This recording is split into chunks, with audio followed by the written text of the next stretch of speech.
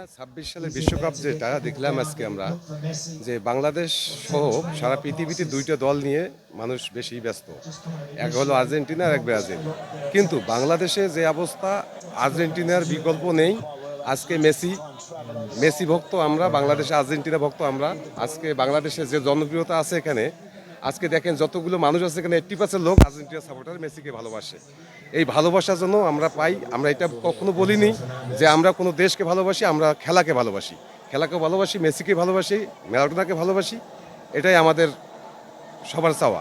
কারণ বাংলাদেশের মানুষ যতটুকু খেলা, ফুটবল খেলা প্রেমিক, আজকে আমরা যে খেলাটা দেখেছি, আর্জেন্টিনা বিকল্প নেই।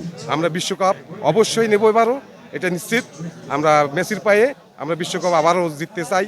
আমরা সবার দোয়া চাই যে এবারও যেন মেসির হাতে গোল দিয়ে আমরা বিশ্বকাপ ফাইনালটি আর একবার নিতে চাই।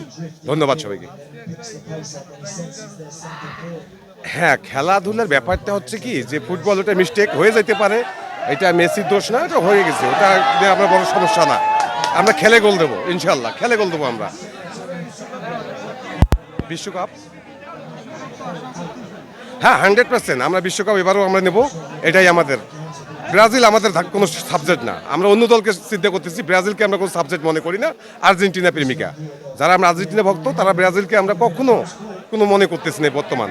আর এর আগে যে ব্রাজিল যে খেলতো, সেই খেলা বর্তমানে খেলতে পারবে না। ওই ফাউল আর দেখতে চাই না আমরা।